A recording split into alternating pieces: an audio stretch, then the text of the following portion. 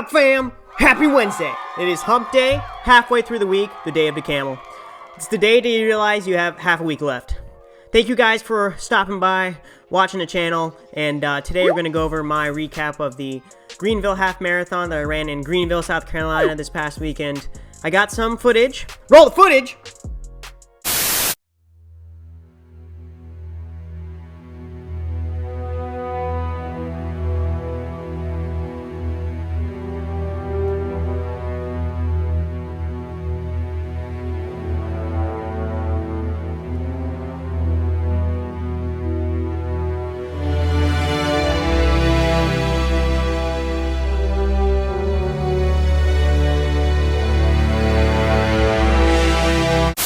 Courtesy of the DJ and Kyle, the race director, thank you. And also got some pictures, courtesy of the photographer, throughout the this talk as well. I'm going to go over the race, how I felt, the mile splits, what went on through my head, and stuff like that. If you guys haven't done so already, please consider hitting that subscribe button, smashing that like button. Give this video a thumbs up. It tells the YouTube algorithm that you like the video and it'll help push it out a lot more. And give me a follow on social media. Links will be in the description down below. Follow me on Instagram at jsanchdc. You guys like this mic? ASMR.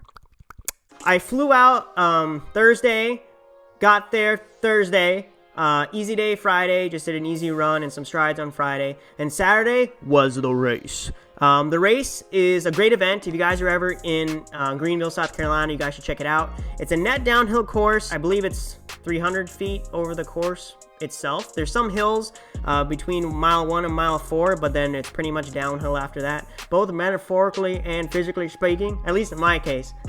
Actually, I did pretty well. Hold on one sec. It's a point-to-point course. You take a shuttle from the center of downtown Greenville up into Traveler's Crest, and at Traveler's Crest, you start on the Rabbit Trail, which is like this long trail. I don't know if it used to be a railroad back in the day. Comment down below if you guys know, but you run on that trail for pretty much the entire race. And I believe you also run through Furman University a little bit too. There was a nice field there. It must have been at least 10 to 15 guys to roll with. At the start, there were, I think, 1,100 people registered for the event. There was a staggered start because of COVID, and masks were worn from the start and the finish, but you can pull it down or take it off in between the race or in between the start and the finish. They had the elites go off first. The gun went off. Actually, it was an air horn. And we went through the first mile. There's a bunch of us, maybe like 8 of us or so. I didn't really count. I was in the zone. We went through the first mile. My watch clicked at 5:03, but we did start back a couple feet behind the starting mat for some reason. So 5:03-ish for the first mile. Still felt pretty good and solid. Mile 2 comes around. Split 5:07, auto split on my Garmin 235 4Runner. 5:07, so 10:10 through the 2 mile. There were some differences between my watch splitting and my watch manually hitting the physical mile marker where the sign was. So there are some miles, I believe like mile 3 said like 4:55 manually. Like if I saw from like where the watch split to where I hit that mile marker. Yeah, there was 1 mile between those two that was under 5. I don't know how much, or closer to 5:0. But the other stuff's pretty accurate. So I went through 5K. I don't know, do the math. 1530s to 1540s-ish. Still feel pretty good. Our pack was still together. Mile 4, my watch split 5:04. Mile 5, my watch split 5:04.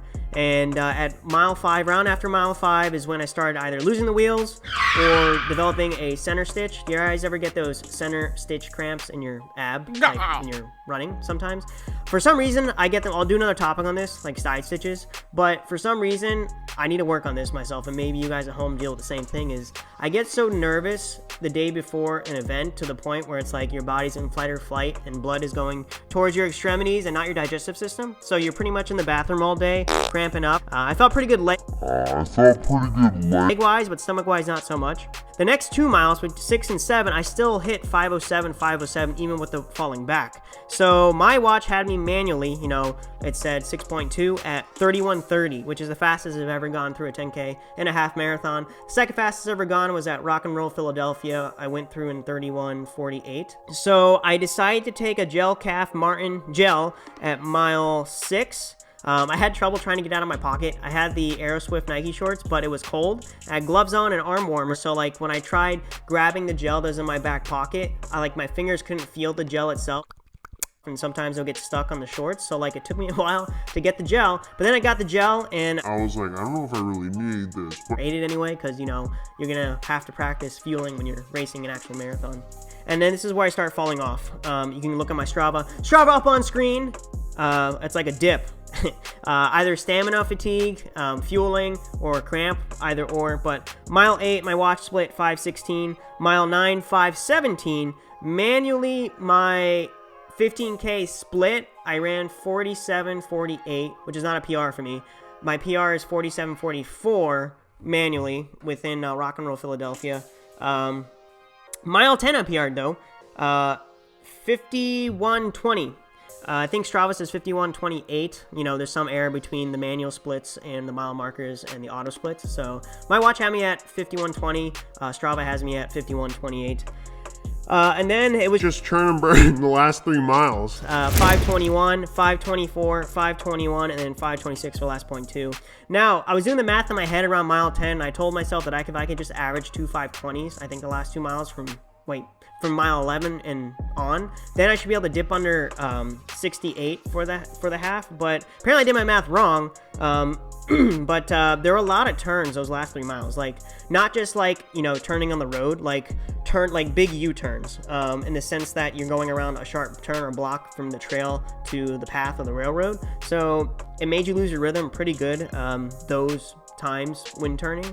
But I'm still proud of the time. It was a solid effort. I'm happy I got to race, and I'm really thankful that they had me at the race. Thanks, Kyle. Thank you, DJ, for the footage. And thank you, photographer, for taking such awesome photos. It's a race I highly recommend. And guys, go check out the running store, because James Quattlebaum, who won this race, sorry if I butchered your last name, works there. And it's a cool place. Sorry guys, I couldn't get too much footage. It was in a combination of trying to focus for the race. I couldn't find anyone. I literally put out a geotag on my Facebook asking if anyone, like within 2 times within a week, asking if anyone could film. I couldn't find anyone. So yeah. If you guys like this video, watch this video next. Like, share, comment, subscribe, hit that notification bell when I post my next video. Love you all. Catch you guys next time. Peace.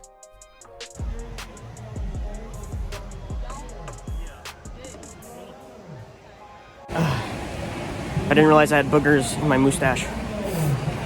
Thanks to all who came up to me and said hi.